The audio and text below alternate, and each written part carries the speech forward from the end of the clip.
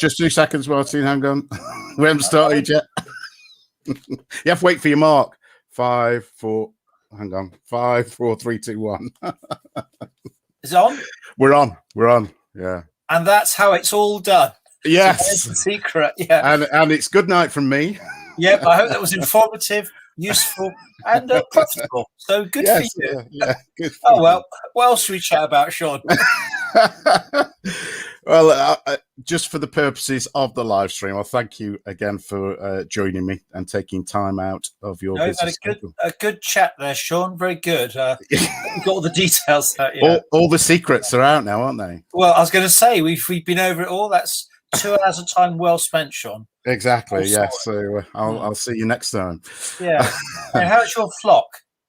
How's my flock? My flock's doing very well, Martin. It's good. It's the most. Have you seen one of these before? Let me show you. Here we go. It looks like a strainer, a tea strainer. Is it with a static in it? Yes. Oh. And it makes your grass stand up. Does it go on your glasses as well? Well, it gets in your underwear everywhere. All right, I'm interested already. That's right. Yes. Yeah, Pig, latest thing we're doing is 1920s Polish range. That was some chap, Mark's very interested in it, but we like to add a new nationality in World War I each year. I think last year it was Serbians. Remember those? Yes, I do remember that. And this year it's the Polish. It's going to be about an 8-pack range. Most of it's on the website already, Sean, but we're just waiting for 2 packs of Cavalry. Right. And these would be the one-piece castings, which does divide opinion a bit, doesn't it? Whether people like them or they don't. I personally love them because I hate gluing things together, Martin. So yeah, I glue my fingers together and it gets stuck to my elbow and all sorts. Well, I'm glad you like them. But I'd say some people don't because they want to do some more variation. But I prefer them because I think it makes a stronger War Games figure. Yeah. And that's what they are, aren't they? These aren't museum pieces. No, they're a little token you play your games with. I want to be strong. But the other thing it helps you do is make the rider in the same plane or same direction as the horse. Right. So instead of all those men, remember the old Airfix men shooting sideways? Yes. Yes. It's a bit dangerous for the other chaps in the unit, isn't it? Exactly. Yeah, it could go horribly wrong, couldn't it? Yeah. But that means we can have all the figures pointing forwards towards the enemy. Yes. Because all the figures shooting sideways, it was the only way to cast them in those days. But I like the figures going forwards. And if you've got lancers and things, Sean, means you have them in the down position. Yeah, it's very difficult if you're casting a figure in a different plane. But that's why I do them. But I mean, I like they're hard work to make and hard work to mold because so many different ups and downs in them. They cast more difficult. But I like them because as a war gamer, I use them like that. I was about to ask you, as the sculptor, does it affect your sculpting time? Is it more difficult for you to get that? Right?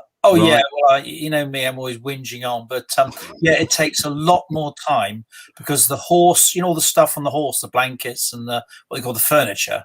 Yeah. I have to do it for every single horse. So if I make 5 cavalry, I have to do 5 horses with 5 lots of all the stuff I have on them. Right. The older ranges we do like 3 or 4 horses and then sprinkle them in all the packs where it's appropriate. Yes. But as I said, some people like it, some don't. But I think you and I, we like it just for the sturdiness. And also I like it because it means a man's in the same plane as a horse, as I said previously. Yes, yeah. He's fighting in the right direction instead of all the vertical lances. I like people fighting forwards. I generally find my men, though, tend to turn the backs and face the other way. So yes, you're a rubbish pointer. That's the trouble. Yes, yeah, that's right. Yeah. Which way do you say? Look, it's a Zeppelin. Yeah. So there's 2 packs of cavalry coming for the Polish then. Yeah, we tend to do cavalry. They're in packs of 4, of course, Sean. But ordinary rank and file tends to be 3 poses. So if you buy a multiple of packs, you get like a bit of a variety in what you get. So 3 poses. And the officers tend to be just 2 poses of a command. Yeah. And 2 packs constitute a bit of cavalry. I mean, we could do more, but I've got a lot of other jobs coming up. Shall I tell you what else we're working on? Yeah, why not? Are these secret, though? Because they are secret, but right, we promise not to tell anyone. No, Yes. I think, I'd have been all right in the SAS or something like that. What we're working on is obviously working on a couple of Arab buildings to be done next month or so. We got 2 desert buildings. Yes. Going to add a couple more to that just for a little bit of variety in height, width, that sort of thing. So there's a couple of those. There should be a whole range of Mexican buildings coming up. Oh, fantastic. Specifically for the new Fighting for Mexico rules. I'm thinking about 5 buildings in that. It'll be basically town buildings, but as you know, because you played yourself, there's the scattered buildings. There'll be like very basic brickwork with lean-tos on the outside, that sort of thing. And maybe a little metal pack of some junk lying around or whatever. Because although the MDF buildings are lovely, I prefer the resin because I can put things with bends in it, chips out of it, more what do you call it, texture? Yeah, more rustic look to it, I think, definitely. Yeah. So when you're using your inks and things, you can like splash them on and get something out of them. But that's why I like resin buildings. Because the downside is none of our buildings at all are good for skirmish gaming, because we don't have little insides and that. But no, it's just what we produce because we're historical manufacturer. Got a few fancy, but basically historical. Therefore, we make buildings to represent a generic building. Yes. You've played a lot of the games, Sean. We don't have particular shooting out windows and doors, a sort of skirmishy thing. We don't really cater for it. But then, it's what people like or they don't like. But our buildings are good, solid buildings. I've taken them abroad. When I went to America, I think the Normandy buildings alone weighed about 7 kilograms. Oh my goodness. In those days, they're all solid. In those days, there wasn't, before all the terrorism and the like, there wasn't much baggage restriction. Just chuck it on the trolley and off you go. It's a good job you only packed your Speedos for that trip, wasn't it? Yeah. He went to Alaska. That's right. A bit cold. No, Nigel makes special ones when I take them to America now, and he makes them in a lightweight resin with little glass beads in it, which gets really light. And he does a little cavity. It's not for like putting drugs or anything in. No. And just in case people are thinking of that. Well, possibly. Your first thought, wouldn't it? Yeah. But no, he makes them super lightweight, and they're really nice. But they're very difficult to mold because the little glass beads go all over the show. Right. Okay. Yeah. What else are we working on?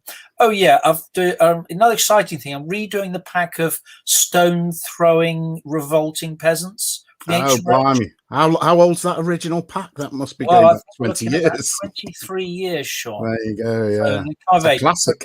These ones are going forwards. These ones have actually got a stick in their hand. Wow! So I thought, from stone to stick, that's evolution for you. Yeah, and they've got lovely legs. I've done them with smooth legs. Okay. Modelled on Stuart, are they? On Stuart Meacham's legs. I've got some magazines. Really? Ladies might like such a pack because we sell a pack of those to every woman in Britain. That'd be, I don't know, about 32 million packs. So that's all right. I've got some ideas that make money. They're coming out. And this time next year. Yeah, millionaires. Sean, we've got our collectible figures. Yes. For people that sadly gone on.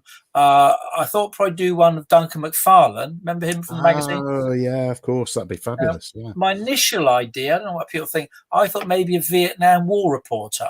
Okay, yeah. Because then he can have his camera and stuff, which is his trademark, isn't it? Yeah, it was. He was always there with his big camera, wasn't he? At the so I thought put that in because it'd be a shame to forget about him, wouldn't it? Well, you do very well to commemorate these people, don't you? Because our own Rob Roriston and Paul Coker. Yeah, well, they tend to be people that I personally have known rather than just because there's other War Games personalities who we've not commemorated at all. But they tend to be people I know.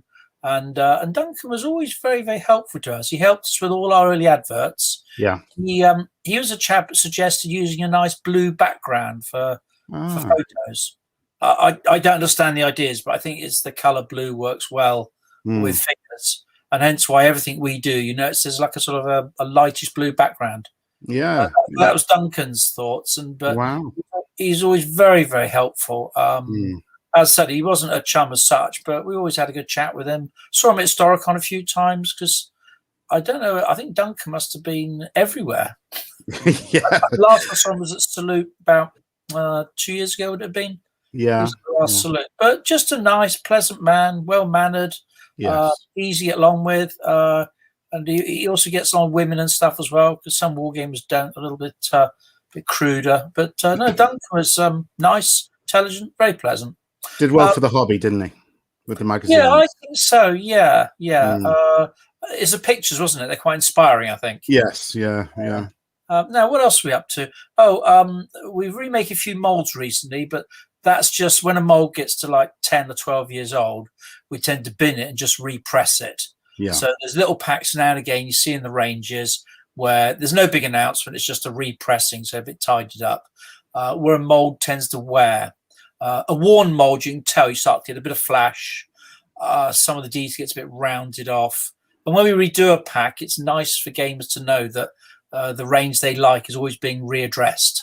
Yeah. So, English Civil War about 4 years ago, we read all the Musketeers. Yeah. Which updates things. And World War II, we've gone back and done.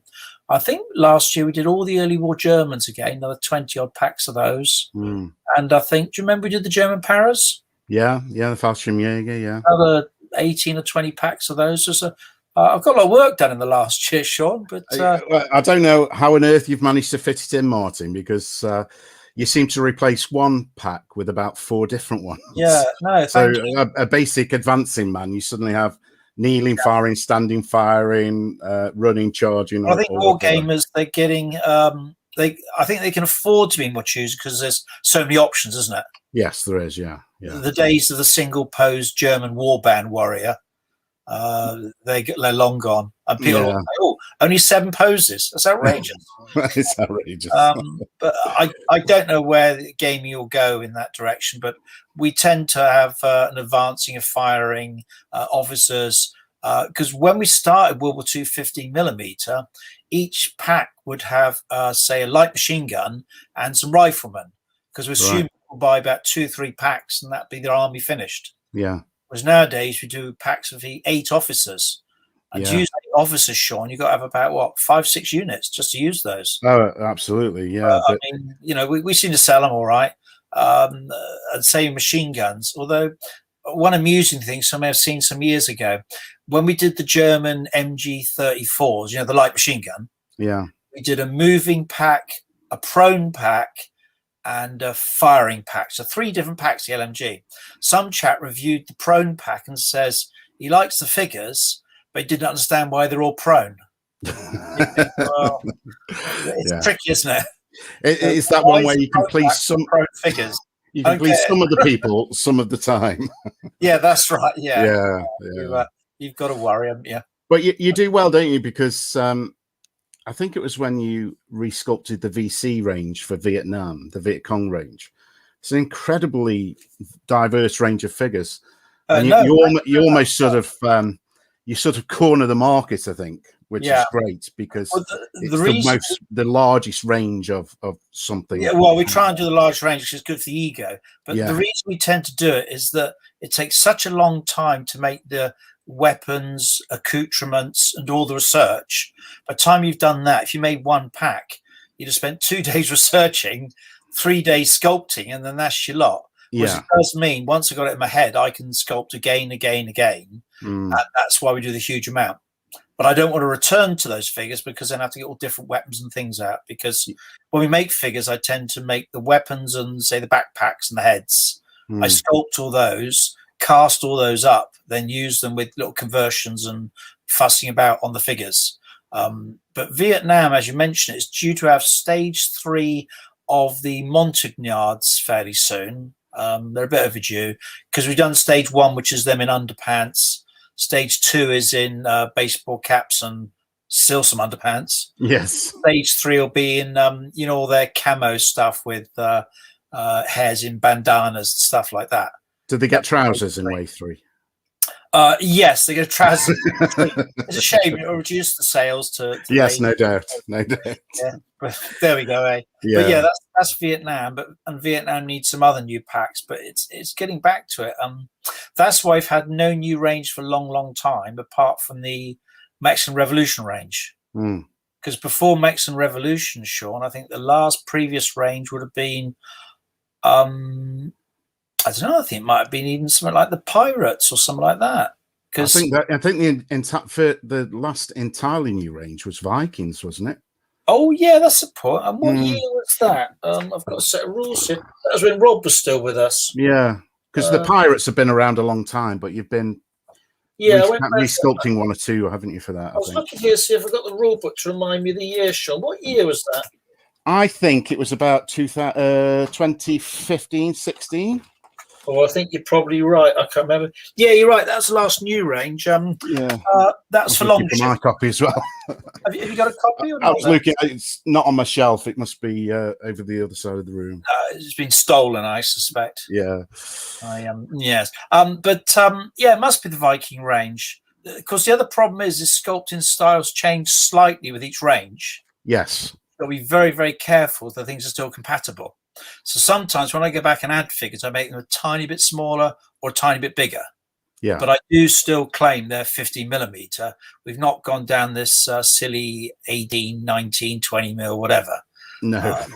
That seems to me it's just a play to try and, corner a brand new market. Well, it looks to me like things have gone back to people saying it's 50mm. Apparently 13.5 mil is the latest. Yeah, it's an interesting size. No, I've thought about doing 15.3. 15. Controversial, yeah. Martin. I don't know. I think once again, it's all about money, isn't it? It's all about becoming a millionaire. Money, yeah. I'm going to buy some new trousers. That's why you've seen the top half of me. I could afford some new trousers, sure, we'd have a much bigger display here. But that's why we're not going to invite you to stand up, Martin. We've got a viewer. If you want more figures, then put it to my trousers fund, and that'd be really great to receive. That'd be a good advertising line. We have a viewer by the tag name of Little Legions. Now, Little Legions has got a YouTube channel that's doing very well. Right. He says, I do like the Peter Pig figures. First non-Games Workshop figures I got back in the late 90s, early 2000s. Does that make you feel old? Righteous person, so therefore there's must be 3 Peter Pig customers. Yes, exactly. Yeah. Well, we're on 2 viewers plus me and yourself. So I think we're sorted. But that's how we like it, isn't it? It's like Radio 3. It's just us here having a nice chat. That's right. Speaking of which, you posted something really interesting on the Rules for the Common Man forum the other day. Oh, one of your Dropcast figures. Oh, yes. Now, when I very first started wargaming in 50mm, I started with the Peter Lang type figures. You remember those? Yeah, I do, very much so. Blobby, but for the time, brilliant. Then I went to minifigs, little strip figures, which I thought were actually fantastic. But I think the molds are all destroyed now. Yeah. So what I did, I made my own using little wire armatures made of... it's 15 gauge fuse wire with putty on them. They are very rough, and I think I've got them they're on the chat group, aren't they, Sean? They are, yes. Oh, okay. They're on the chat group and wants to see them. But what I did, I made ancient armies. So I like to play ancients. I made a Khmer army, a Alexander Nevsky army. I think I did a Norman army, and those ones for a Greek army. So I made about 10 figures for each army. Tries drop casting me there for a whole morning on the kitchen stove, doing one and another one. Oh, and another one, another one. How did Julie feel about that? Well, I don't think she's very chuffed, but I mean, the amounts of metal, Sean, are very, very small. Yes. So it'd be like a little saucepan-y type thing, and you could do them out. But one at a time. But drop casting, because there's nothing apart from gravity, you have to actually pour from about 8 inches above the mold. Oh gosh, the mold be quite accurate. That's wood. That's right. If you splash it, you think, "Oh, I haven't done that." But about 8 inches above the mold, the metal just drops in, and you have lots of feeds. I'm sure people have seen them. Little rubber molds made of Taranti room temperature vulcanizing rubber. Was it similar to hundreds of them? Was it similar to the Prince August stuff? Do you remember that back in the day? No, not quite. I think Prince August, they were very professionally made. These are made using that. It's a bit like the white sealant used around bathtubs and things like that. Okay, yeah. You buy a little can. It was Dow Corning or something like that. You pour half the mold with the figure stuck in a plasticine. You strip the plasticine off, pour the other half the mold, and you've got a 2-part little brick mold. Right. But this brick mold, you cut a couple of little holes in the top, and in pops some metal, and your figure comes out. Wow. But obviously, what was rough in those days is my sculpting rather than the mold. Right. But being drop cast, a whole morning I could produce, say, I know, anything up to 40 figures. Wow. Which is, quite impressive. Not my modern standards, but I mean, 40, yeah. Yeah. But it shows only had one figure in the mold. So if you want 40 hoplites, you have to use them all 40 times. Right. Then obviously you want about 7 of them. So you just use them all 7 times, and it's a waste of space. Yes. But yeah, there was all good fun doing those. But I made I got lots of ranges that have gone. We used to have 20 mil French resistance range. Oh, I remember them. Yeah, come and gone. Yeah, space fighters. Yes, got some of those over here. Have you? All right. Yeah. And then there's rule sets we've lost, like Hockey and stuff like that. They've just been recovered, haven't they? Just been recovered. Yes, from just got me a set. The colonies. They're 8 pages long. So it's been from here and out there. But I used to do those on a photocopier with some colour paper. Yeah. Although we did have a complaint. One chap said, when you print them on colour paper, Martin, they're very difficult to photocopy. And I thought, oh, you might have to buy another set. Yes. War Games, honestly, they said, you do wonders. Yeah, I mean, but as I say, they were drop cast figures. And in the day, I was very pleased with them. I sold the armies on because you got to sell things on, you can't hang on to them. No. So somewhere out there, for anyone's watching, someone's got an Alexander Nevsky army, a Khmer army, and there's a Norman army and a Greek army. They're all out there somewhere. All unique as well. Yes, very unique. I don't think they have any sort of financial value, but they have a personal value because you say, well, this is the only one that exists. The molds don't exist. The figures don't exist. And it's, I especially like the Khmer one because it had things like Maiden Guard in it and some lovely blue uniform stuff like that. I think elephants. The Egyptians, but they're out there somewhere. So you don't want to bring them by, they're gone, and maybe someone scrapped them. You never know. Well, no, hopefully somebody's still enjoying them in some DBA competition somewhere. Well, I know some of my old armies. I made an ancient Indian army for Paul in Bournemouth. He's got those. I did all the bowmen and spearmen, and they're on 25mm. I also made a 25mm Italian, what's it called? Renaissance Italian. What do we call it now? City-States army. Yes. I did those. No photographs, those. So, could be taken. Well, they didn't have them back then, did they? No, that's right. Yeah, I did a really good Da Vinci sketch. Nice. But there's quite a few 25mm armies out that I've made as well. But I tended to make them for my own use, then sell them on, and then get rid of the molds. It's all gone. Yeah. But it brings us down to the modern day where I'm getting into the end of my career now. You're just in the autumn. You're in the autumn, Martin. Right, Let's speak up. Wednesday. Nice young man. Yes. But your production level seems rambling a bit here. But other new things, Sean.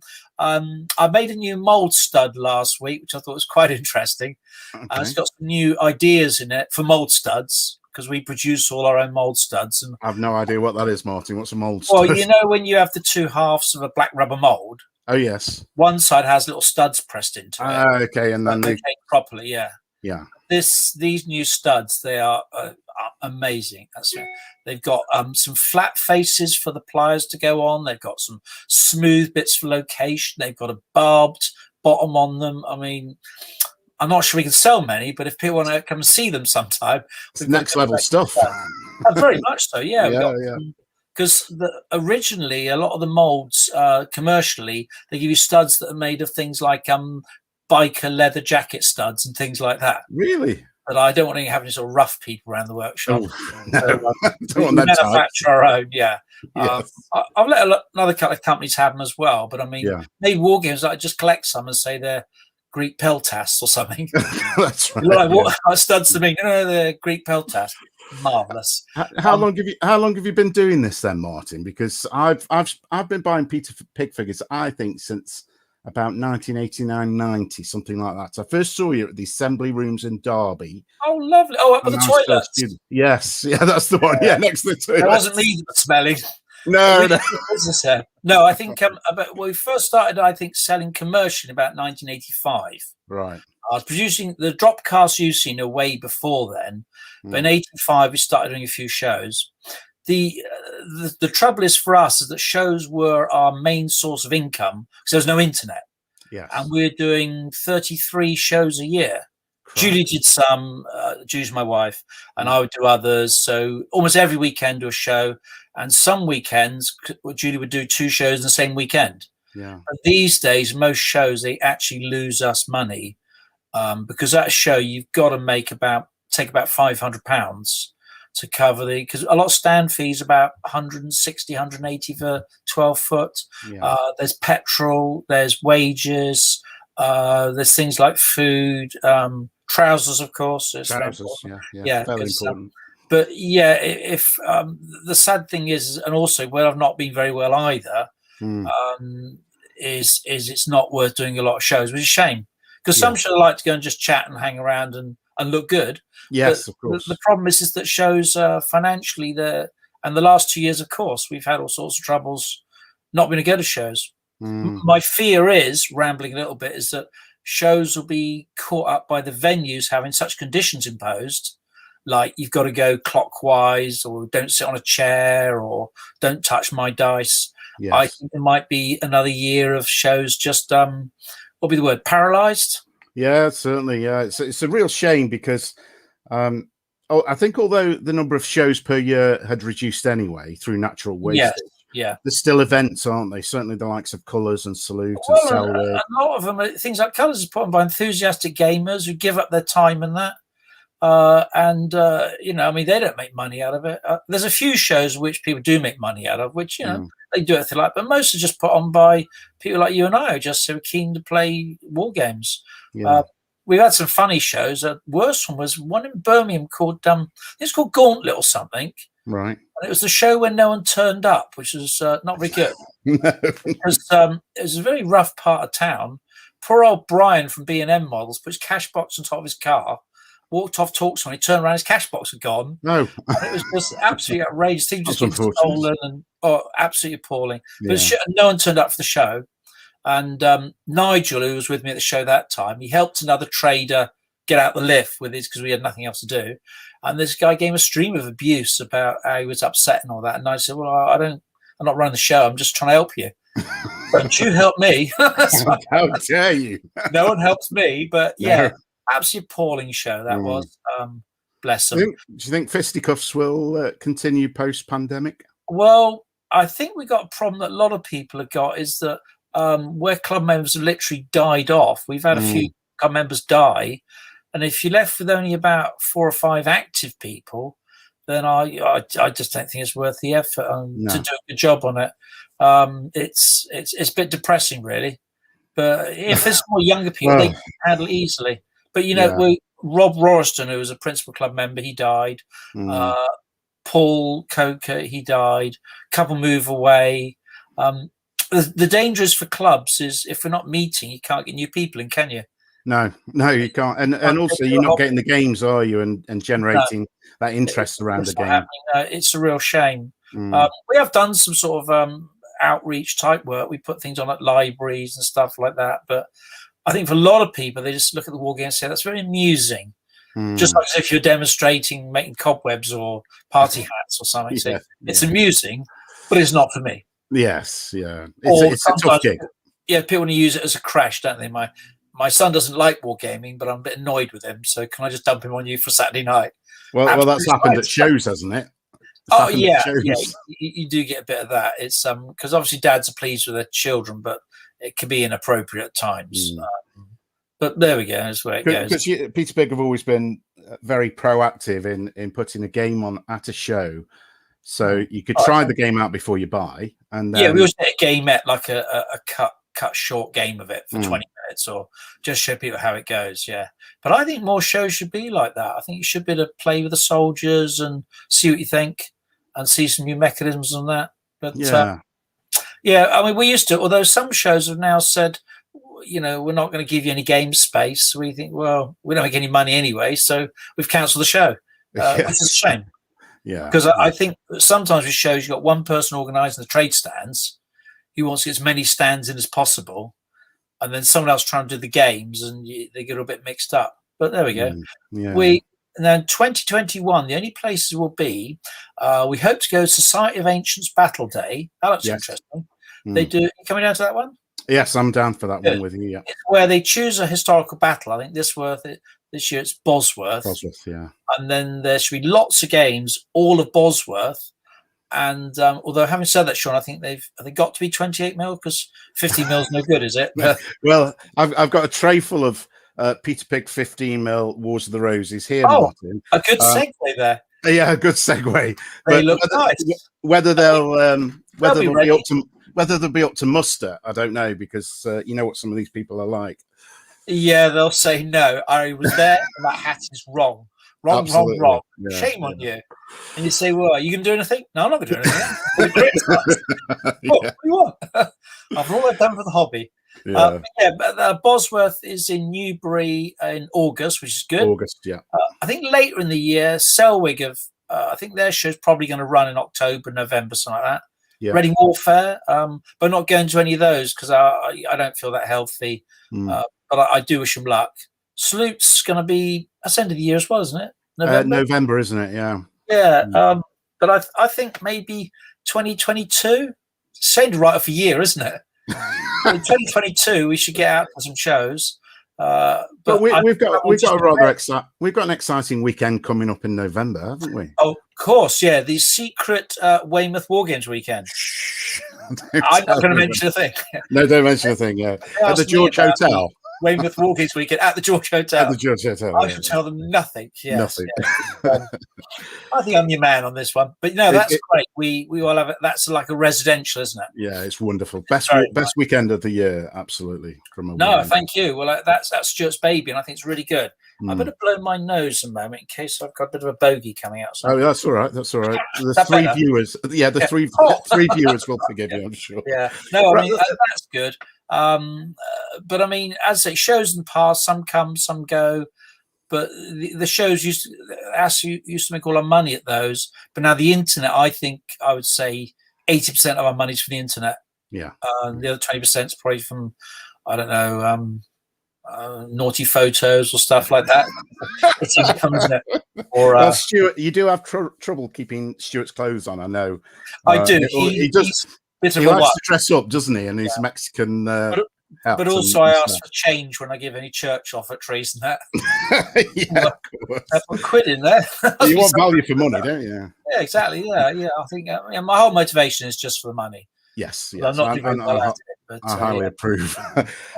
Let's get up to date then, because fighting for Mexico, that's the big thing at the minute, isn't it? Right, yes. Now, Fighting for Mexico is obviously the Mexican Revolution. That goes without saying. 1910 to 1920. It's a 50 mil range. It's a huge range at the moment, about 50 or 60 packs. We will complete the range, although obviously no range ever complete to everyone's satisfaction, but there'll be plenty there. The rules are about finished. Now, this time, Sean, the rules might be PDF only because we got so many sets of rules filling our workshop space. I couldn't fill it, another 1,500 or something. So we'll see how that goes. But yeah, the rules are nearly done. This should be out in August, if you don't mind me mentioning that. Not at all. The second range should be finished in about August. And I hope the building should be out in August. August? That sounds about right. You better, Martin. I can't hang around here. I've got to be next door mate. They should be out for August. And I think it's a minority interest. But if we can corner the market, then I think we'll be okay. I was talking about this with somebody, Martin, because I knew that Mexican Revolution was in the offing through various chats with yourself and people on the group, and it was a period that I'd heard of vaguely. We've heard of Pancho Villa, we've heard of Emiliano Zapata. Sean, very good. You got the names right. Yeah, is that right? Yeah, that's respect for them. Yeah, but what an incredibly interesting war. I mean, it's 10 years of practically constant fighting. Nearly everybody dies. And deservedly so for most of them. Well, they're all rascals, aren't they? And they get shot, run away, fall off things. Yeah. No, it's absolutely fascinating. It is. But then how do you get people interested in it? That's the trouble, isn't it? Well, listen, it's colourful, isn't it? Certainly on the rebel side, you get an opportunity to really go to town with some bright colours on the Mexicans. Yeah. there's lots of different battles. You've done a hell of a lot of research. I know you have on all the battles. Bucket of battles, right? Yeah. You've got lots of different arms. So you've got machine guns, you've got guns, you've got armor. You've got is there an armored car? Yeah. There's well, cavalry. I hope it will take off. The problem is that the Americans, don't forget. America's a major force in that. Major force, yeah. But the problem is often that most people see Mexicans as like people from Magnificent Seven wearing a poncho and a big hat and a terrible moustache. And they're asleep, aren't they? Usually, a proper war with proper battles. But yes, yeah, as I said, it would be a minority interest. But if we can corner a market in it, then it'll be worth us doing. But the only problem is you can't use the Mexican figures for any other war. They're basically for the Mexican Revolution. You can't use them. Also, you can use them for World War II if you're pushing your luck.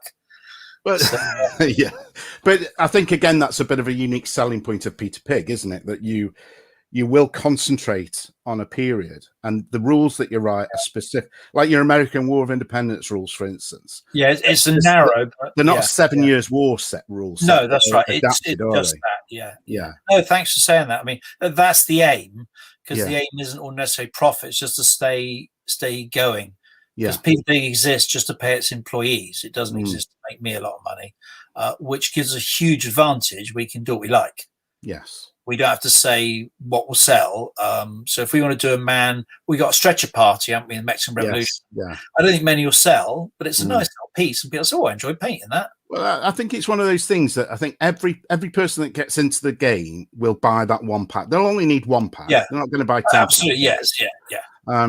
But it's like the corpse cart in Bloody Barons. Oh, with the guy ringing the bell. Range is there. Well, what number is that there, Sean? I don't know what range it is. Range? Ooh, no, I don't know. No. In the workshop, he knows every pack, and I think, why'd you do that? Nigel's very good, isn't he? Well, yeah, Nigel knows all his resin because that's his expertise. But together, Nigel and Mike have got another location of over 2,500 molds. Although sometimes they do lose a mold. We have to remake because we can't find the mold. And you think, I'm not going to go through 2,500, just resculpt the figures. It's easier to resculpt. Yeah, just get them to do that. Yeah. But leading back to an earlier point, people like it when packs get redone in a range. Yes, they do. So that their range isn't lost. Yeah. Some people think we're going to get lazy because there's nothing new in their range. But obviously, we're somewhere else. But we will return to every single range and add bits to it. Yeah.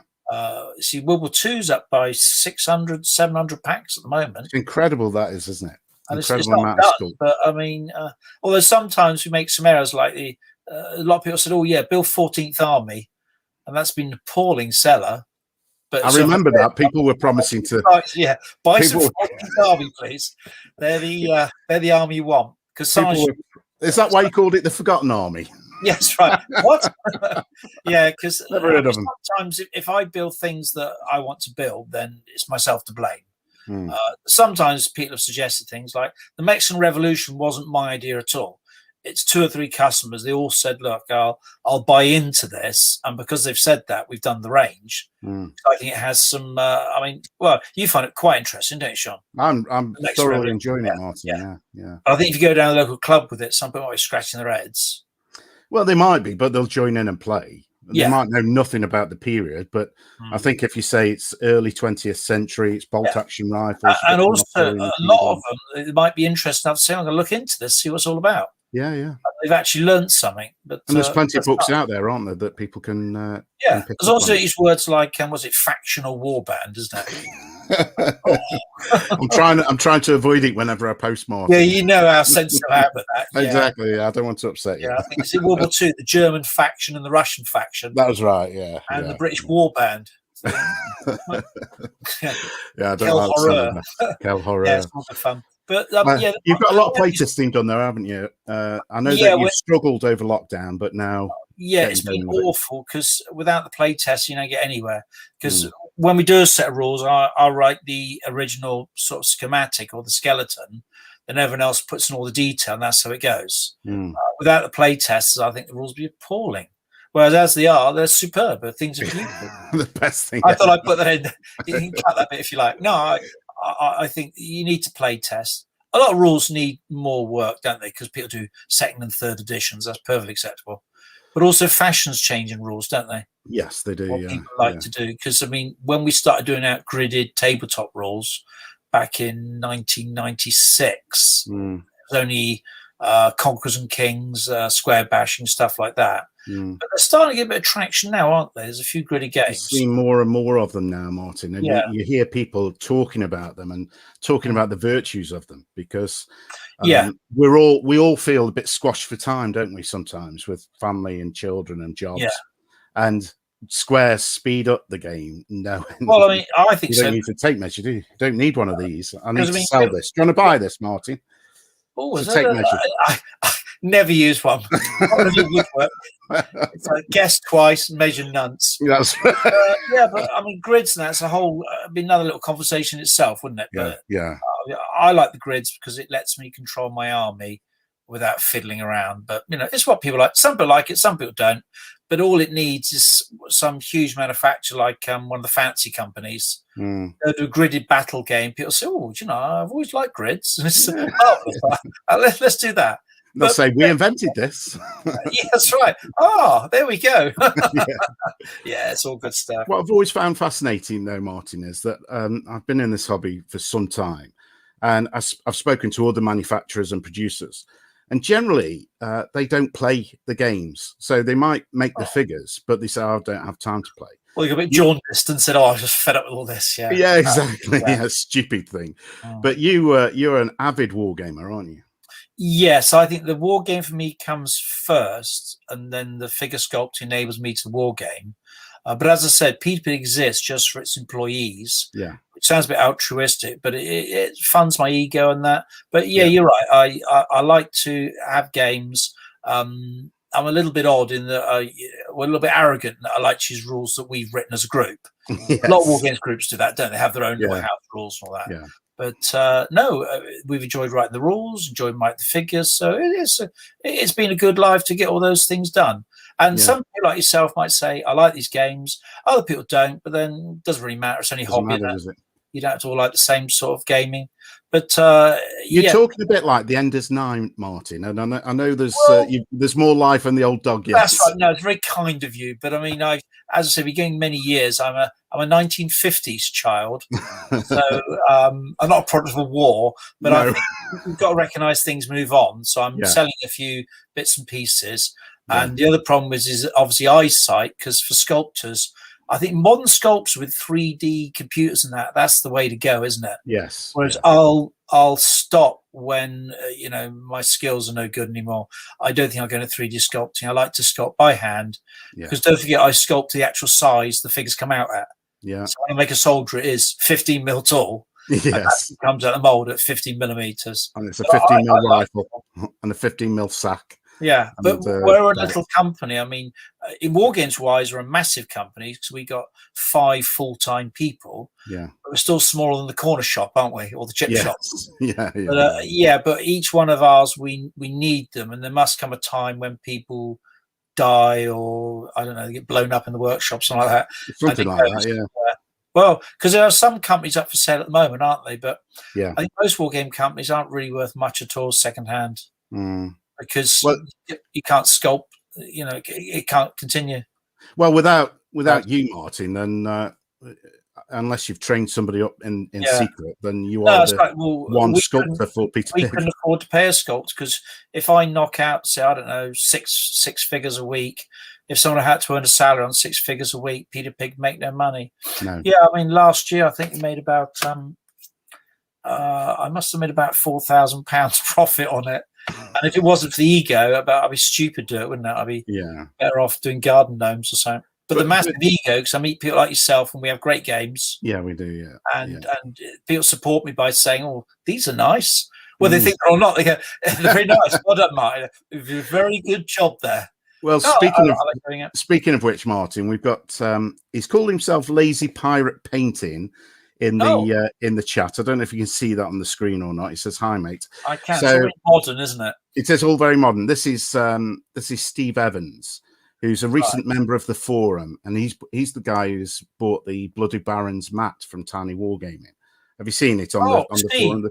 you're Yes. righteous, yeah? Yes, So Steve yeah. is the official righteousness, yeah. Is He's Steve part not of my a sinner at all? congregation. Yeah. Oh, is he? Yeah, so Blessed are the war gamers. blessed are the war game. He's massively Yeah. into this game at the moment. Bloody Barons, Oh, now the Bloody Bloody Baron. Barons. Fine set of rules, absolutely Fine fine. set of rules, yeah. I hear the author is very is an expert on the period. Yes, and he's got lovely legs too.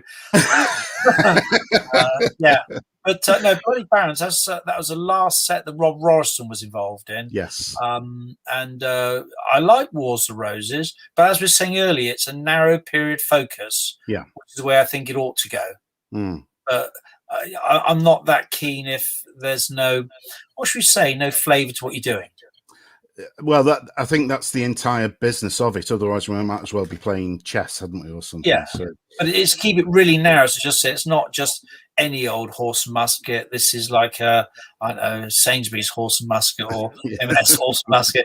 No, like American Civil War, I wouldn't do a same set of rules for those as say for Napoleonics or stuff like that. Yeah, I like narrow period focus because it means you can learn something, can't you? Yeah, exactly. You read well, hopefully. Yeah. Some of us never learn, Martin. No, it's not easy, is it? Yeah. But you know what I do is read books out loud on trains, ask people what that word is. Does that mean they never sit next to you on the train then? You have no, to I was intending myself on British Rail. Yeah, just read out loud and very slowly so you get the words. Right.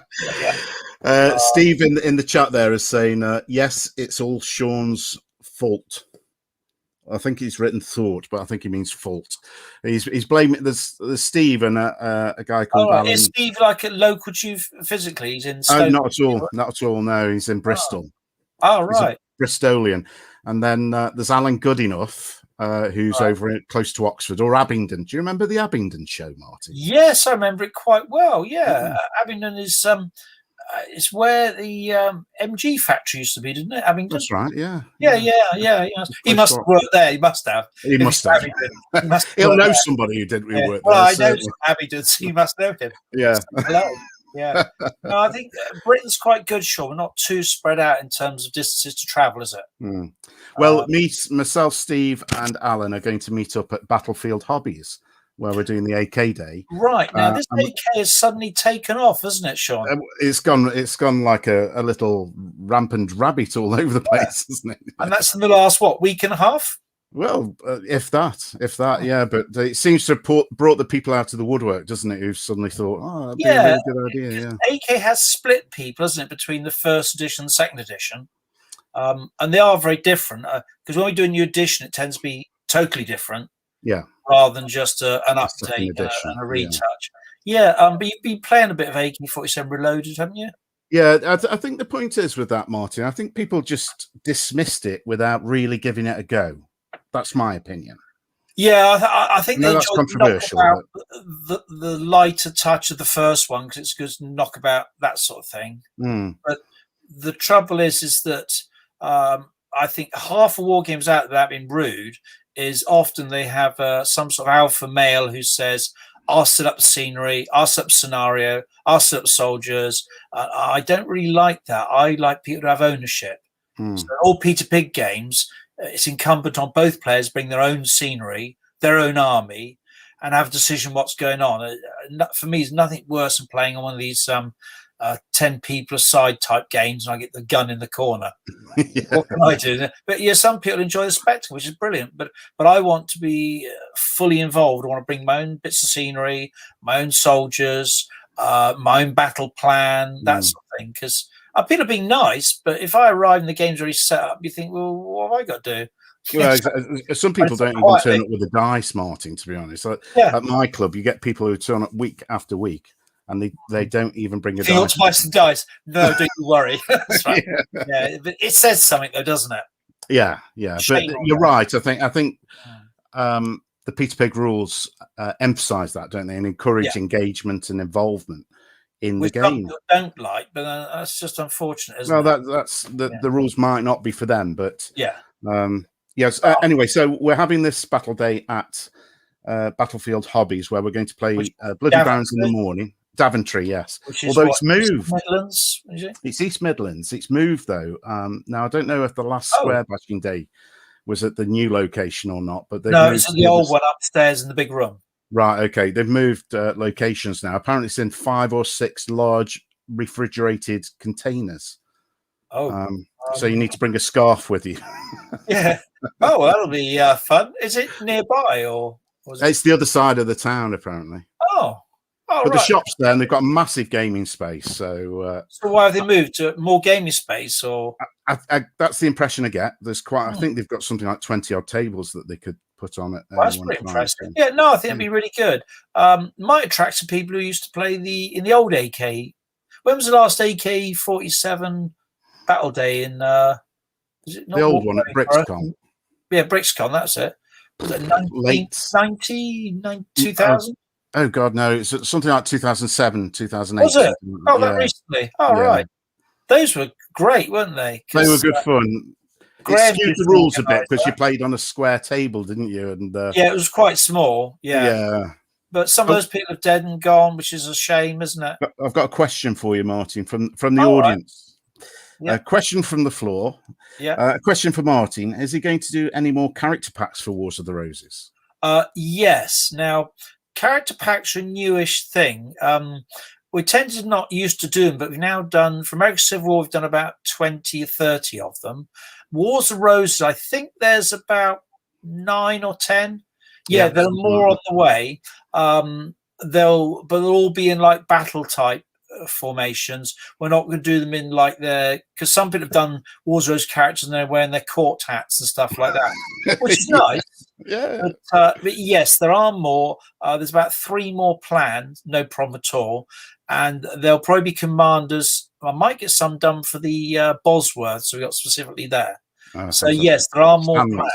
But also there's some plan for other ranges too. We tend not to do things like, Hitler or Stalin, but people who would be on a battlefield.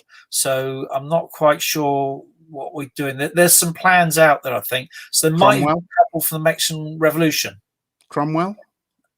Warts and all? Yeah, warts and all, yeah. That's a challenge for you. I think you still will go down well. Yeah. Once again, if we embarked on it, or when we embark on it, there'll be a whole trench of them rather than just one here and there.